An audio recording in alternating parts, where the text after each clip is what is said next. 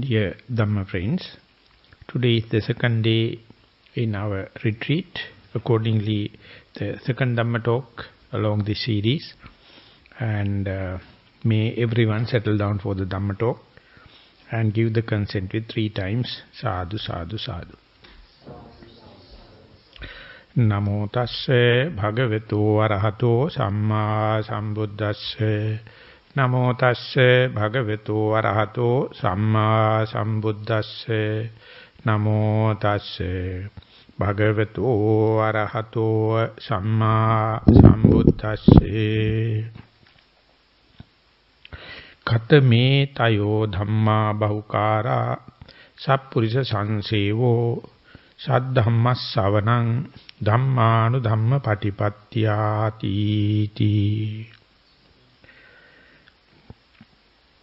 Dear Dhamma friends, as I introduced yesterday, we are following the same discourse or part of that discourse known as Dasuttara Sutta, and it is a kind of a presentation or representation of Venerable Sariputta after compiling or after putting into a graphic form or tabulated form of the total teaching of Dhamma, of the omniscient one.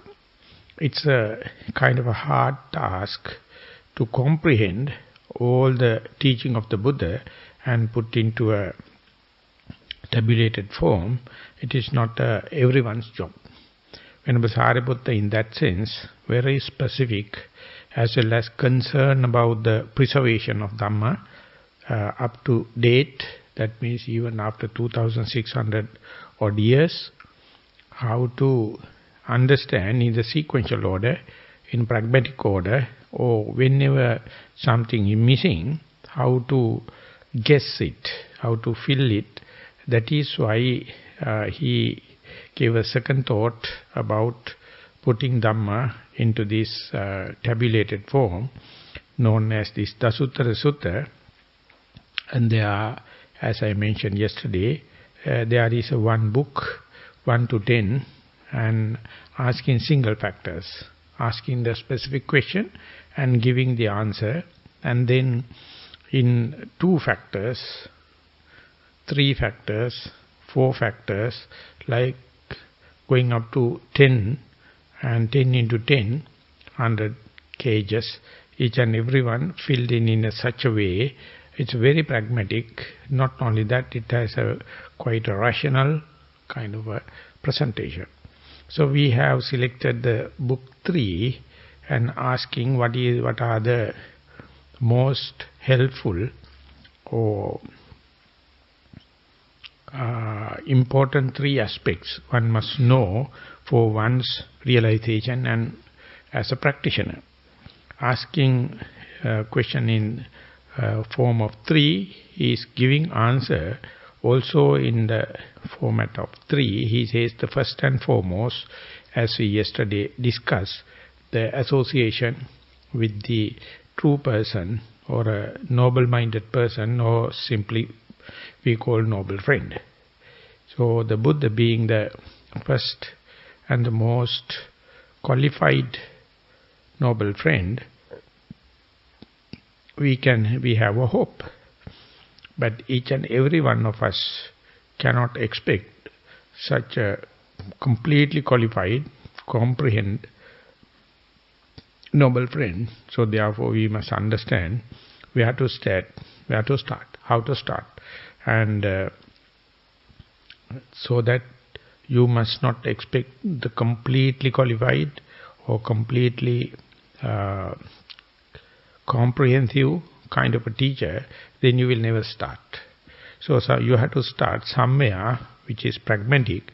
You have to find a person who he is more qualified, and so you can take him as a role model. So I try to give 2 aspects. One thing is, what are the qualities such a noble friend should have. And the second thing is, if you are following him, what are the kind of characteristic or what are the kind of change in your personality towards a betterment. And these two are the way of verification. So you must be really, really lucky to have a noble friend. So much so, once Venerable Ananda, the attendant to the Buddha, mentioned, after associating the Buddha for a longer time, Bhante, this celibate life, or meditative life, or forest life, or monk's life, or mendicant's life is very difficult. But when and where you meet your noble friend, 50% of your difficulties gone, answered. So therefore, association with a noble friend is giving so much of benefits in the trip, in the journey. Then the Buddha vehemently cut off. Ananda says, Ananda, don't say like that. Please don't say like that. It's 100% of your journey is depending upon the noble friend. The moment you meet your noble friend, the journey starts and it becomes like a hobby rather than regimentation. So therefore, then onward, it won't be a difficult task. You can perform together under the grace of the noble friend, and ultimately it is leading up to the destiny. So when and where you get a noble friend, there may be number of ways you can relate it to him or associate him.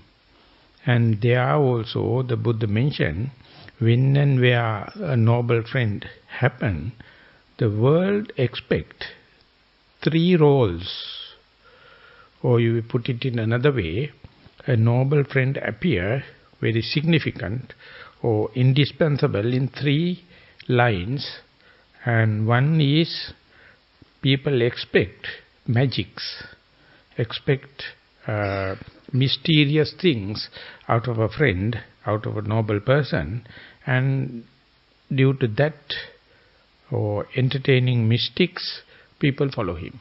That is the world, because people are always behind amusing themselves.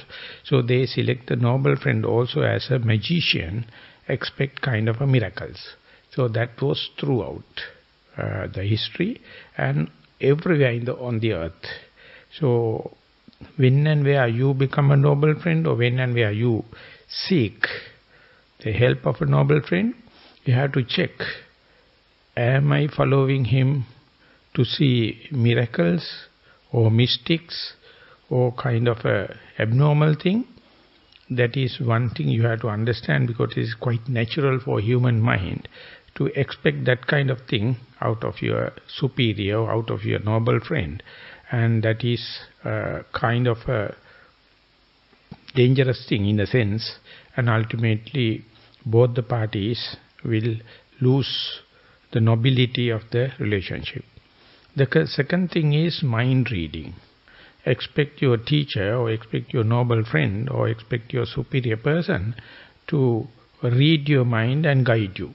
And that also the Buddha mentioned, the way people expect the role of a noble friend, and when and where that is happening, that his popularity also will be immensely increased, but never fulfill the task or never fulfill the liberation. So that is also possible second option. The third option is that just listening to his teaching and you follow it, and then you receive the benefit. So Iddhipatiharya, Adesana Patiharya, and Anusasana Patiharya. These are the 3 things can happen whenever a noble friend associating society at large.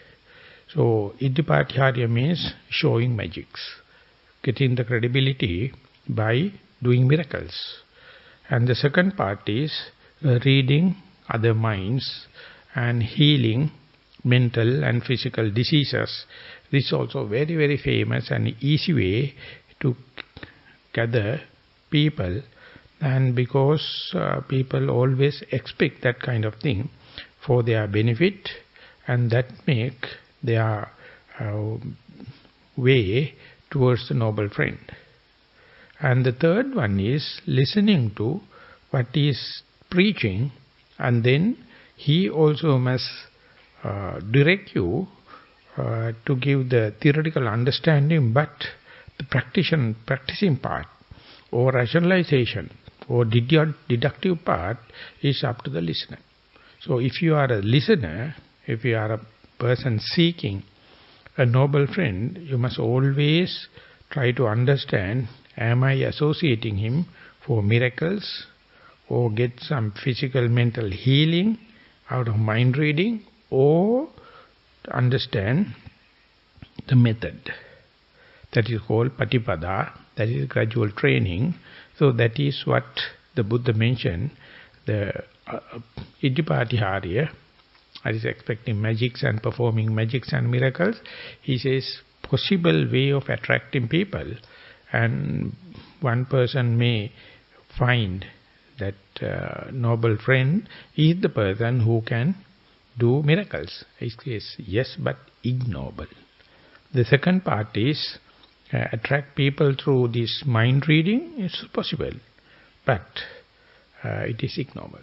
Only the noble way the Buddha mentioned, just preach, just teach, just let the others know the method, and the listener must rationalize it or deduce it, put into inferential knowledge and see, is it worthwhile? And if someone understands it's worthwhile, he or she may follow it to get the due benefits. So this teaching of the Buddha basically come under the third aspect. Of course there were some miraculous thing. Of course there was a mystical thing. Of course there was some incident regarding the mind reading and healing happened. But they are not being recommended and prescribed by the Buddha. So therefore you as a seeker of a noble friend must make sure your mind, am I associating my noble friend or true man for this magical world, or mind reading, or just to get the theoretical understanding. The theoretical understanding appear like the most inefficient method, but that's the only noble way, noble thing Buddha prescribed after explaining these three things. So therefore when we are practicing as a disciple of Buddha, we must understand our tendency to associate people for magical powers or miraculous thing. And our tendency to associate people as our mind reader and expect healing or kind of therapeutic remedies.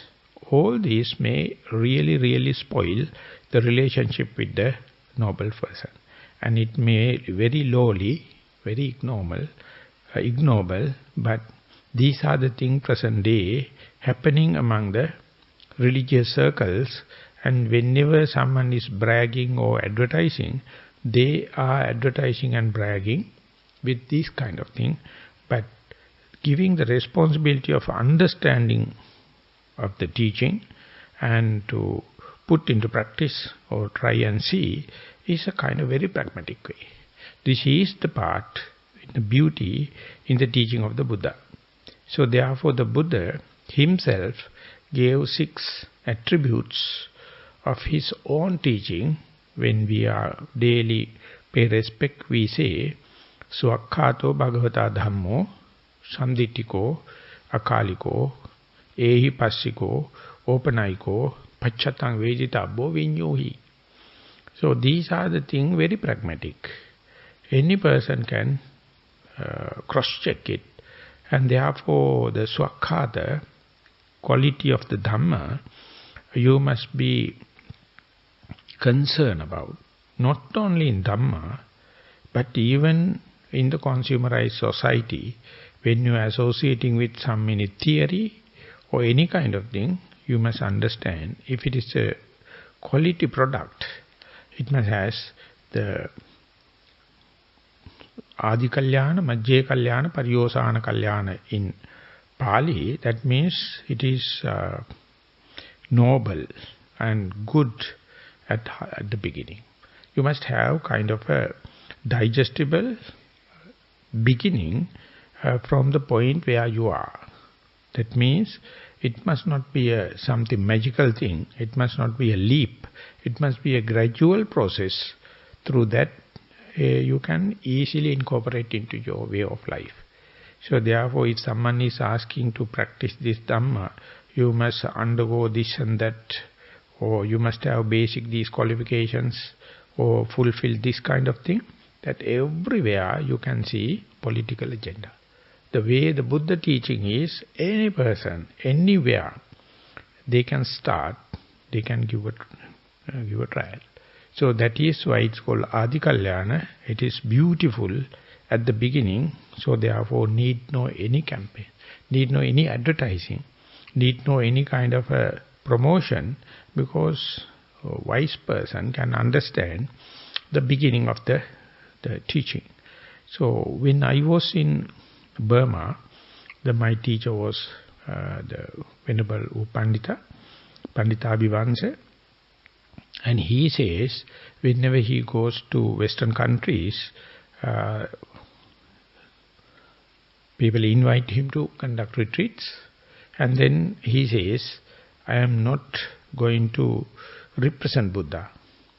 I am only representing Dhamma, that is teaching of the Buddha. Because believing Buddha, following Buddha is a personal thing. So Western countries never happy to pay respect to another being. Mind you, only the paying respect to another fellow being is happening in Buddhism.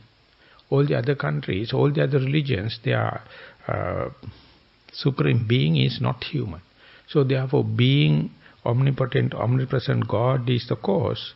If you pay respect to another human being, it's a disgraceful thing for the God. So therefore, they never appreciate paying respect to another being, because we all are creatures. He is the creator. If you are paying at all respect, it must be a creator, not the creature. Creature can't pay respect to another creature. It is not the way the Buddha, the Lord created this world, but the Buddha, he says, the paying respect is a simple thing, virtues. More virtuous person can receive respect from the other. So therefore, whenever you are representing as a messenger, Messiah, that is, you are going to represent Buddha, you will be at a hell of a trouble. But you can represent, you can be a messenger of Dhamma, that is the teaching of the Buddha. And when and where you are going to give it to someone, preach, you must be a practitioner. Otherwise, you will be just passing the Dhamma which is not being tested. So therefore, whenever you associate your noble friend, you may get Dhamma through him. He is not the only source, but he also will be a source. And then you can see whether your noble friend is following the same what he is preaching, and he is preaching what he is following. So therefore, Pandita Sayadaw used to say, I am not going to represent Buddha. I have no any qualities to do that, but I will introduce Dhamma or Dhamma Duta. That is, I am a messenger of Dhamma. And then he says, to comprehend Dhamma, just like Venerable Sariputta put this everything into the Dasuttara Sutta, is none of our business. We are not qualified. We have no such a capacity. So therefore, the Sayadaw used to say, even though I am representing Dhamma, I can't claim I know A to Z. But only I am going to share with you about the Sutta Pitaka, that is about the discourses. And with that also, there are so much of thick books, one can't comprehend within one's own life. So much of theory is there.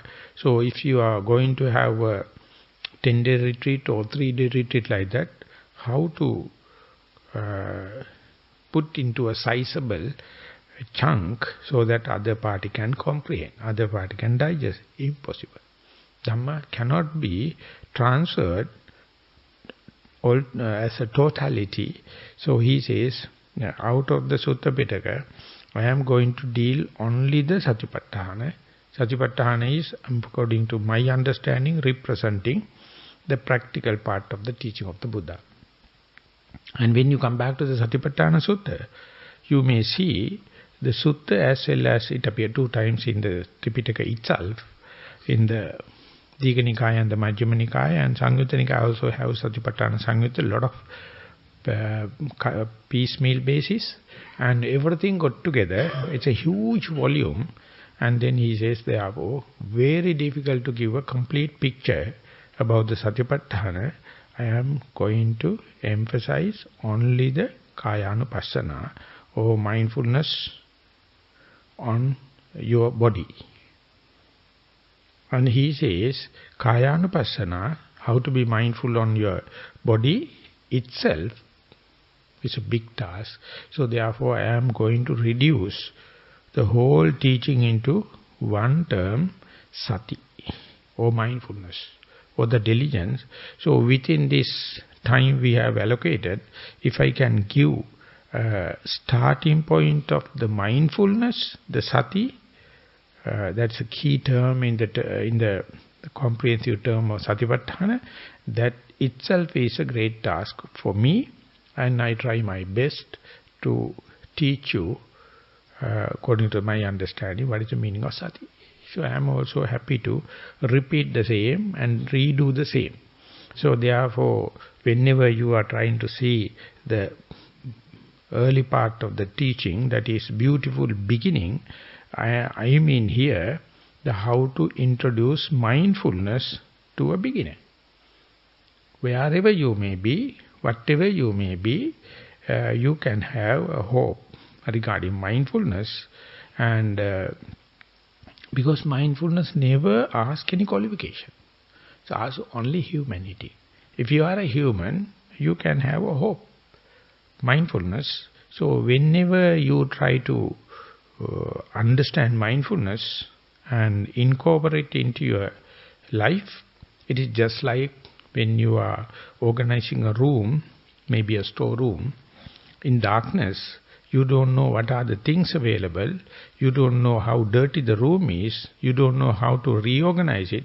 You may be heavily get involved in rearranging it. But mindfulness is like a switching off the room. So there you know the things where are and how to reorganize it in a pragmatic way. So without mindfulness is you are a busy storekeeper working in a dark room. And you have very limited time and you are very engaged. But if someone come and put on the light, imagine what a kind of way that your work give the practical value. Likewise, mindfulness is giving nothing, but give a kind of a light. So you can ask any person, you can prescribe any person, rather than working on the darkness, why don't you put on the light? As far as it is available. So exactly the way Adi Kalyana, that means Swakhata Adi Kalyana, the first quality of the Dhamma, you can introduce any person. In my life, it is being introduced to me by an Australian monk. It's a born Catholic. And he was so impressed about this mindfulness. So he was in Sri Lanka and he tried his best to teach mindfulness to the Buddhist, but it was the most difficult task on the earth, because not a single Buddhist understand mindfulness as the core teaching of the Buddha. If you ask the teaching of the Buddha from a scholar, he will give you a list. He can't end the list by a A4 size of paper. He will say teaching of Buddha is the Four Noble Truths. He may say for teaching of the Buddha is Eight Noble Paths. He may say it is understanding 3 restraint. He may say it is understanding of the 3 main defilements, or other party, or Four Noble Truths. so much, no one knows where to start, where to end. So that is a mess in the whole, the universities, scholarly places, they don't know where to start, where to end. Ever keep on doing, and I have never seen so far any place for teaching mindfulness as such. If it is teaching, it may or may not be Buddhist. If someone is teaching, may or may not be Buddhist. So that hint, when Venerable Dhammika was giving me, I was shocked and I was really, really moved to see, I am also born Buddhist, but I don't know. This is the beginning of Buddhism. This is the beginning of the Dhamma and how to put into practice. So I gave him a list of disqualifications that I have for me to practice. He analyzed one by one and told, nothing disqualified for you to practice mindfulness. I told, I am an immoral person. I am behind the pleasure principle. I am an angry young man. So how can I incorporate? Because I think this practicing mindfulness is the very high being with the full moral capacities. I am not. I am totally other side. Then he analyzed one by one and told, this mindfulness is such a powerful thing. What you are talking is trivial. What you are talking is inert. Give a chance. But I accept, apologize. It took 3 years for me to understand what is the meaning of mindfulness, but he was so patient. And teaching me, event by event, answering each and every question, and gave some books, something like Power of Mindfulness, and absorption was so slow. So therefore, when and where you met up with your noble friend, according to the way that I present, if he is not introducing mindfulness or satipatthana, I can't guarantee. If anyone is introducing you satipatthana or mindfulness, establishment of mindfulness, then that is an early sign to accept him as a noble friend. And is starting a far-reaching goal. So therefore, both the parties, the teacher or the disciple, but luckily enough, here it is recognized as noble friend. It is a friendship rather than the teacher and the disciple relationship. And your friend will make you mindful, diligent and vigilant, irrespective of your caste, irrespective of your age, irrespective of your knowledge, irrespective of your richness or anything. Even with no consideration for your moral status. When and where you introduced, it is the duty of the noble friend. He make it in a such a way, he introduce it in a such a way, you feel like put into practice. That is the pragmatic part. That's the practical part of the noble friend. He is not teaching theory for the sake of theory. He is not going to give you more golden formulas to remember. He won't give any magical formulas for you to add into your badge. Nothing but practical. So that is when and where you approach, when and where you introduce, when and where you start Dhamma, there's a very clear indication whether this noble friend that you have selected or the first aspect Venerable Sariputta is explaining, is it pragmatic, practical and workable, down-to-earth person. And that depends on the starting point of the Dhamma. So the beginning or the introduction of the mindfulness is very beautiful thing because one factor. Unless otherwise someone introduce, you will never be mindful naturally. Even though you have the capacity, even you have the potential, naturally, your natural selection, never select mindfulness unless otherwise someone introduced. So therefore, it has kind of, even though it is not magical, in a way it is magical. moment introduce, and if you feel like put into practice, you are the very person to understand, yes, this is the way how it works. So therefore mindfulness, the beginning part, sometimes I used to say, it is introducing mindfulness to someone, and when the particular person verifying and say, yes, I know I am mindful because I am sitting, I know why, how do I verify my sitting? And I do focus on the in-breath and out-breath. When the in-breath happens, I verily knows it is not out-breath, it is not a sound, it is not a pain, it is not a thought, it's an in-breath. That kind of a verified mindfulness is for a person, the change, the leap is more than Nibbana. That introduction never ceases to exist, it is leading again and again to Nibbana. So very person introducing you, the mindfulness, easily you can recognize as a noble friend or true person, because it gives a kind of a perspective. You switch on the light in your room, or like when you are doing facelifting or doing a makeup, it's work like a mirror. You can understand what is happening. Each and every change, is it increasing your beauty or reducing? So always they keep a mirror. So mindfulness is like a mirror. So very introduction itself is kalyana, that means beautiful. So you can remember later, then onward, how much of your life is changing, how much it is going to add and make the least frictional path or the comfort zone. At the beginning it won't give much of a result, it's a painfully slow, but the changeover from unknown to the known, and that is the Adi Kalyana of the Dhamma.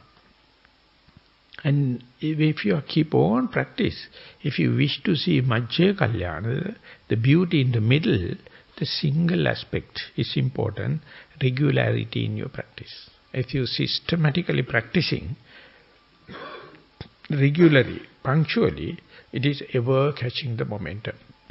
Whenever you stop the momentum, whenever you stop the practice, then again it like disappearance. It is going away from your memory, and you are losing the beautiful parts that you were gaining. Of course, it is not a permanent erasing, but dust particles like covering your memory. So therefore, once you got the idea, the beginning part, the beautiful beginning, then it is your duty. Not listening to Dhamma means not by listening while doing this job and that job. You have to listen it and put into practice. That means make it pragmatic. That's the way you can verify. And if you can do it regularly, one day you will understand the number of thought moments you can keep the object in view with increasing. When you sit, and how comfortably you sit, how relaxed way he sit, and you can maintain your comfort or experience your sitting comfort longer, day by day, because you know the ways and means how to start and what are the basic qualifications, preliminaries you need for longer sitting and to entertain mere relaxation. And that is the way you understand it is catching, mindfulness is catching. So therefore, the Majjha Kalyana comes when and where you do it regularly. And further, when and where you understand, now I am sitting, you can easily understand I am not standing, I am not walking, I am not sleeping. This is the sitting. And while sitting, while you experience your sitting posture, you may see a lot of activities, metabolic activities within your body, even though You are not moving the body willfully or consciously. You see, without any will, without any conscious activity, body is totally complete thing. It can run by itself without any egotistic idea, without any volition, without any will. So whenever you try it, whenever you experiment it, keep the body as much as possible without any volitional activities. You see heart is beating. You see breath is happening. Your hairs growing.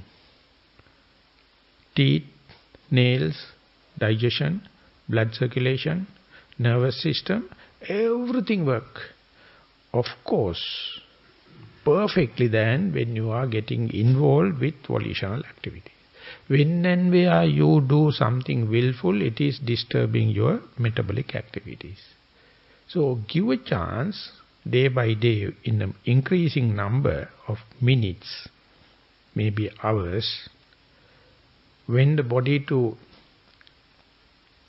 you give a chance the body to just be or doing nothing, you will understand how nicely the body is doing, or how easily you can get the stand of a distance observer, and you can see just like a cricket match is going, you are just looking at the screen of the television, and if your chattering mind is there, it is like a commentator. He try to keep again and again commentary.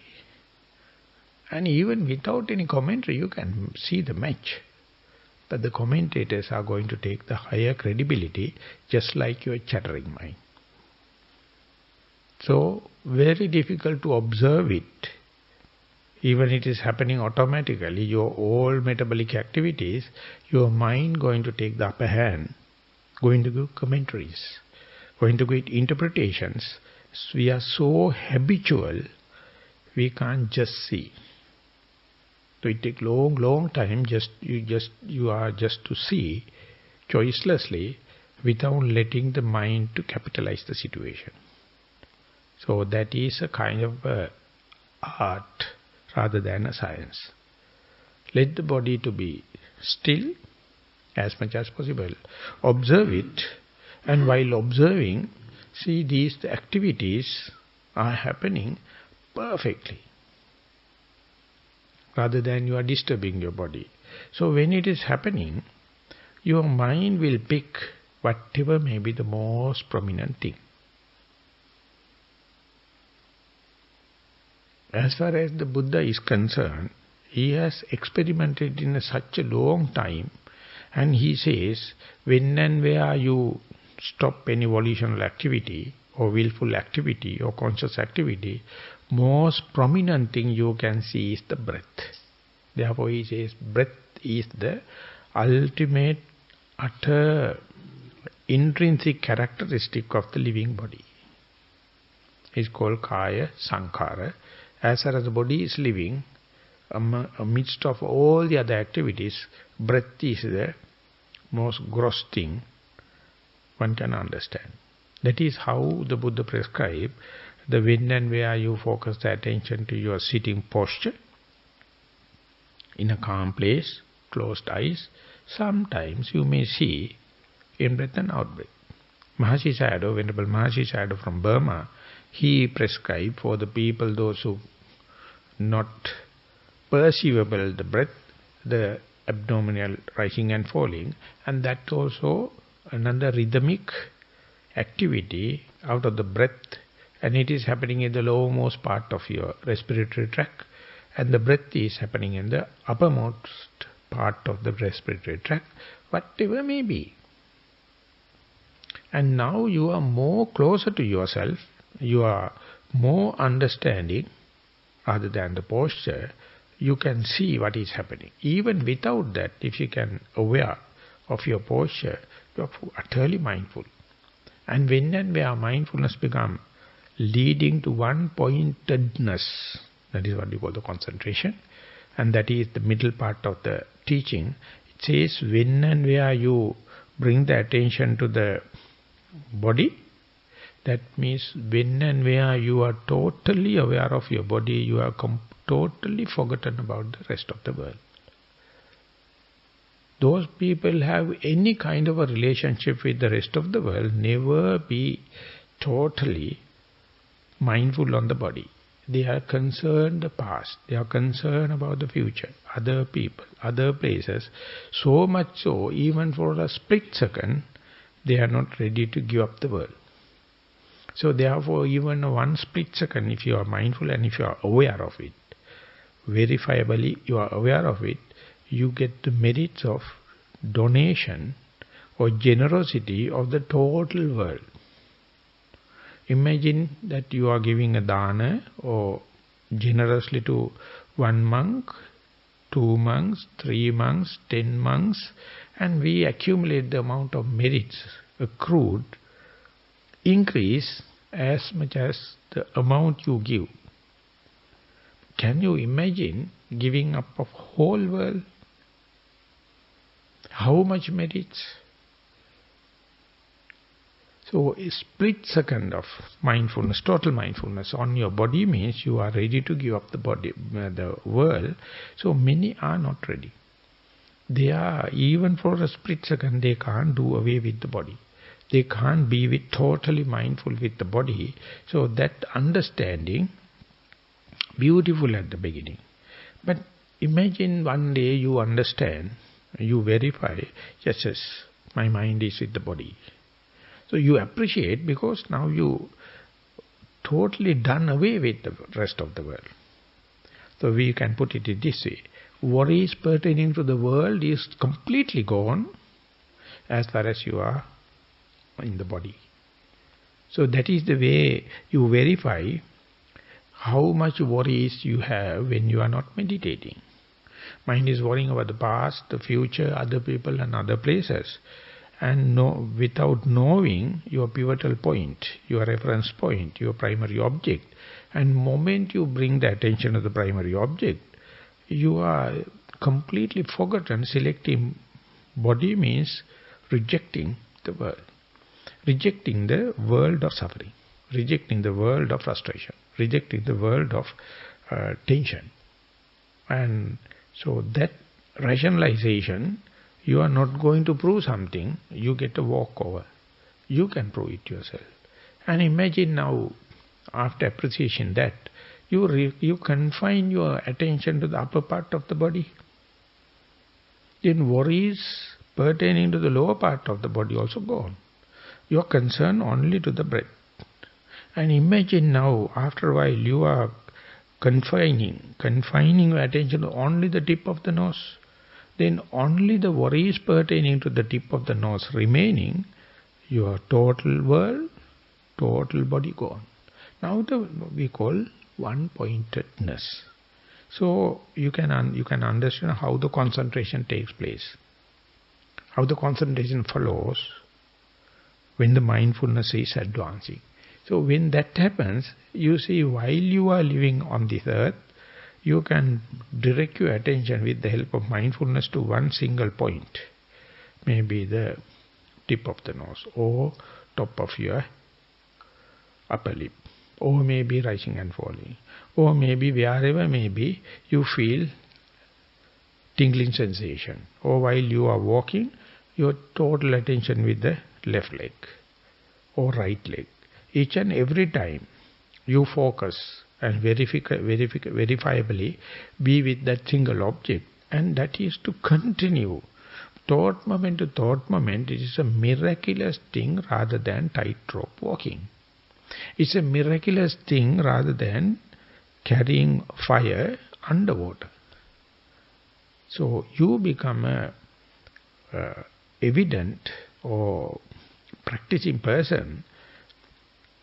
Due to the miracle of this mindfulness, you slowly understand by focusing to one single point, not only you are rejecting the rest of the tension of the pertaining world, the penetration into that object is make your mind like an electron microscope. When and where you focus sharply on the breath, you may understand, you know only the middle of the breath. You know only the tip of the iceberg. So you can't claim, I know the breath, because you know only the middle.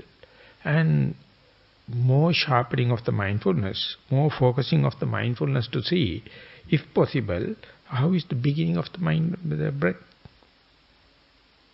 And then you can see the sharpness, you can see the alignment of the breath, and you really have to focus it, synchronize it, and moment you see it, you have to forget about the rest of the world in order to go deep into the breath. When and where both available, you know nothing.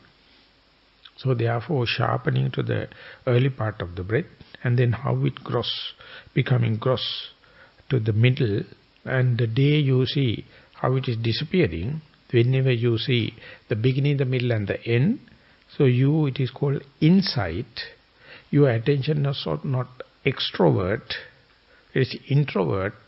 When that introvert thing happens, the Buddha says you can find the end. One day, maybe. But if your attention is outwardly, extrovert, utterly at loss. Today, science is utterly at loss because they are extrovert. The Buddha used the same technique. Focus, attention, repetitive application, any person can test it. These are the criterion we take for the science. And introvert, when you go there, you can see within a breath so much of information. One Indian person is one of the 10 richest, one of the 10 person richest in America. He says, the Chopra, when you have 100 years of life, it is counted by number of breaths. It is so much of billions we have, millions of breaths we have the opening balance. I can't remember the exact number. He told, maybe if you are living, if you get the opening balance of 13 million breaths, you can live 120 years. But if you are very tensed, and if you are using very short and quick breaths, you will be exhausting them quickly, so you will die quickly. If you use breath very calm and in economic way, you will live long. So therefore your lifestyle, if it is calm and quiet, definitely you are to live long. But if you are with a full of tension and frustration and panting, then you are while away your time. So at the end of the deathbed, you expect few breaths more to get the most important thing. But while you are living your life, you are not concerned about the breath. You are concerned about dollars. You are concerned about the fame, gain, and all the kind of things. So while you are wasting your breaths, you never think it is the ultimate important thing. The moment you feel the attention, you see even within a breath, so much of knowledge, so much of understanding who am I, so much of understanding your inner well-being, or compassion, or sympathetic joy. And you can feel when and where you are utterly with the breath, the life is so smooth. You are not exploiting others. You are not transgressing anyone's human rights. You are not accumulating and using unwantedly consumerized way, and so economical, so human. He says, do not know how many millions we have spent our breaths and how many millions remaining. We are so callous towards that, and we take all other nonsense, trivial things as important, so much so you forget about the breath. But instead the Buddha says, if you are aware of your breath and if you are making it very calm, that is the way you value your longevity, your lasting peace, And instead, if you are concerned, if you are telling, no, my main duty is to help others and concern about this and that, you are an utter politician. You are cheating yourself. First and foremost, take care about you and your well-being, and then you have enough chances to teach others or help others. And otherwise, if you do not know the art of living, then whatever you are telling others may be out of compassion but no wisdom. So therefore, moment you see the middle part of the Dhamma, the practicing part of Dhamma, understanding the breath, understand the rising and falling, understanding the walking path, left leg, right leg, understanding when you are washing a dish, understanding when you are brushing your teeth, understanding when you are eating your meal. And Buddha enumerated so much of detailed thing up to the point when you go to the toilet and when you are urinating and defecating, still be aware. That's a compassion. That's a real teacher explaining, taking the mindfulness not to the shrine room, even to the toilet, and says, you can use it.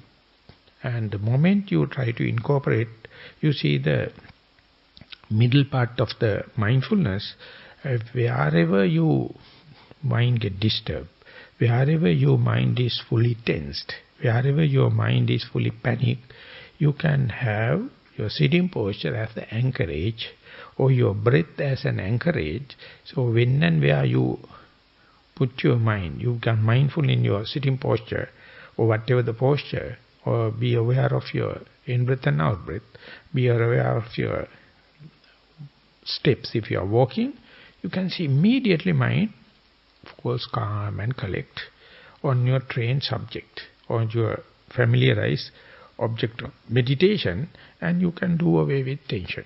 When I do my MSc, the last comprehensive Viva exam, vocal exam, Viva Voca, I went to the interview board, and before that 4 years I was doing a job, so I have no any understanding about the theory. I know I am utterly unprepared, but I am full confident. Maximum will be failing, but to worry. So I went there, and the board came, and what I did was, I felt the tension developing. Just before starting the interview, tension developed. So what I did was keep the file in the desk and go for 4 breaths.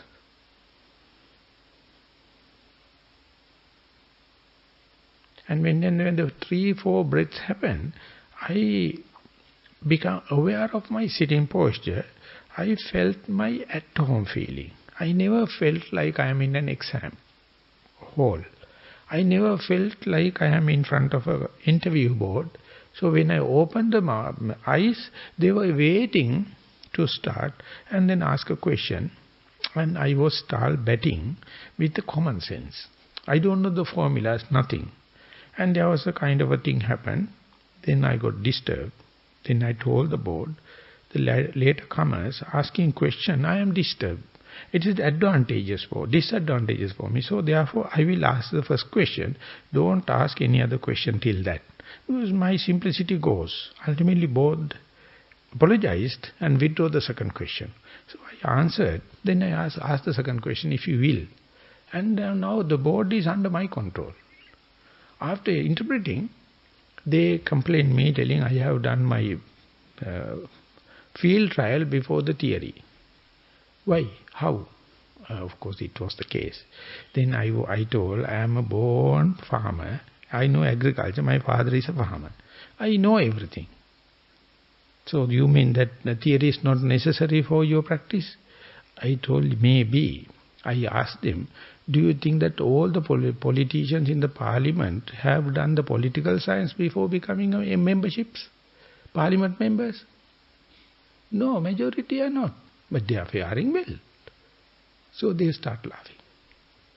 So I got the confidence because at the beginning I had developed mindfulness on the breath. When and where you become mindful on the breath, the tension cannot happen. Whatever the risky thing cannot happen because you are at home. So don't do it. You can't practice in front of the interview board. You have to have already practiced technique. And that is how it helps in the middle area. People get so panic whenever something goes upset. Instead, what you do is, you go home. You come back to the breath. You come back to the body.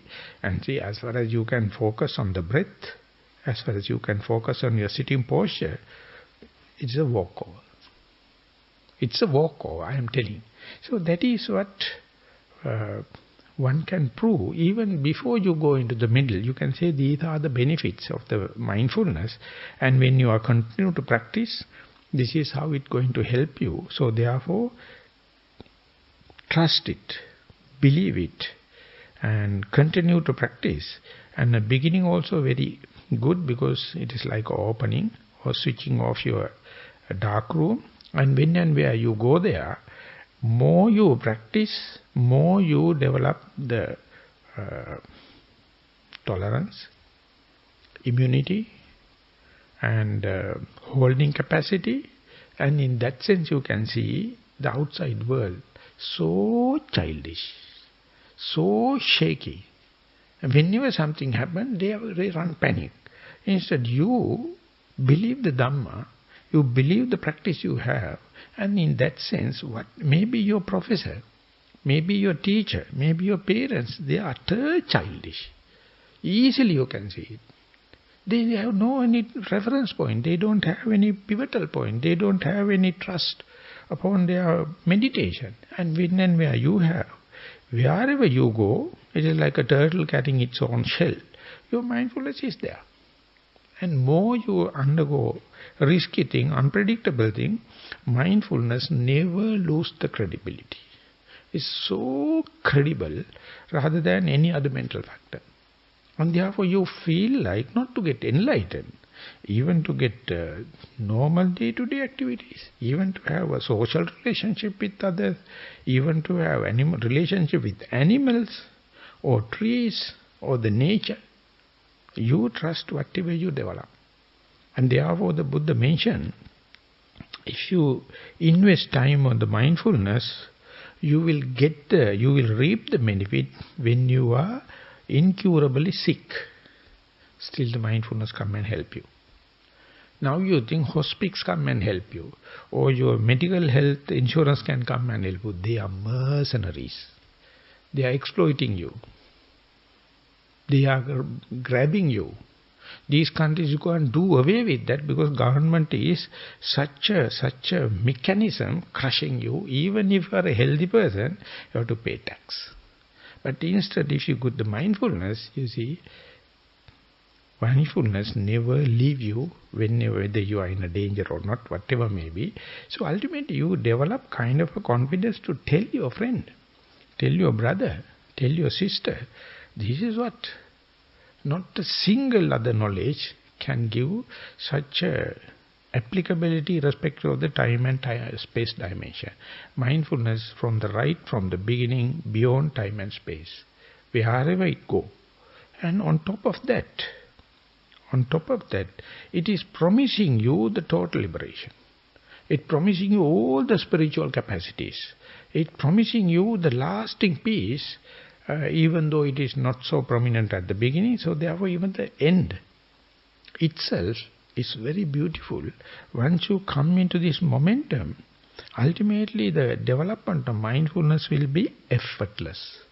One day you will understand in walking meditation, when it is you are totally mindful, walking with the barefoot on the Mother Earth, and effortlessly you are walking, what a nice thing. Everything happens automatically, effortlessly. You are utterly aware that I am walking. Likewise in the sitting also, whole your effort ultimately lead into the autopiloting. Things are happening naturally, you are mindful. Then only you can make sure mindfulness is the best friend. You can, for sure you can replace your noble friend with mindfulness. Till that you have external noble friend. Ultimately the mindfulness becomes the friend, and it is leading. That is how the Buddha defined. If you are taking the mindfulness as the teaching of the Buddha, or Satipatthana, foundation of mindfulness, and the teaching of the Buddha, that with respect to the mindfulness, it is easily, you can demonstrate how it is beautiful at the beginning, how it is beautiful at the middle, how it is beautiful at the end, so that the noble friend already given you something, you have start any point, there is no one need disqualified, more and more you put into practice, more and more you gather the momentum, the things become more effortlessly happening. Ultimately it becomes your second nature. Ultimately it becomes your gifted thing, and it is start to give good vibrations. Everywhere you go, you get attracted to like-minded people. Birds of the feather flock together. Mindful people, they are the best lot on the earth. All the other people are politicians. They are advertisements. They are with agenda. Mindful people, they don't have agenda. They have humanity. So they consider other person also as a human, not with other things. So therefore, unless otherwise you install mindfulness and appreciate it, easily you can say you are in the human form, but not with the human mentality. So therefore you while away the time. So even it's at latter age or early part of your life, no problem. So therefore, when and where you listen to Dhamma, take care. It is not just mere for the sake of listening. It is for the sake of understanding. It must be beautiful at the beginning. It must be beautiful at the middle. It must be beautiful at the end. Then only, or only then, you feel like put into practice. So therefore, without confronting a noble friend, this will not happen. And even if you physically, personally met up with the noble friend, if the listening not happen, if the theoretical understanding not been transmitted, then it's practically not the noble person. It is not what meant by this most useful. And once you met the noble person and you listen to Dhamma and keep it to your heart, and the third part is you feel like put into practice. This is the what we are going to take tomorrow. So leaving for tomorrow, that is Dhammanudhamma Patipada, I would like to sum up the talk today. So therefore check whether what you learned is it is pragmatic, you can put into practice. And while putting into practice, if it is going to give the momentum, that's the kind of a friend you have to associate. Then you have the good friend as well as the theory understanding. So you are armed with for the practical part. So your effort is giving kind of early signs, and you are the very person to understand it. Don't depend on other person or others instruction, others urging. Of course at the beginning it must be there, but it must be self-verifiable. With that remark, I would like to sum up the talk today. Thank you very much for listening. Sadhu, sadhu, sadhu.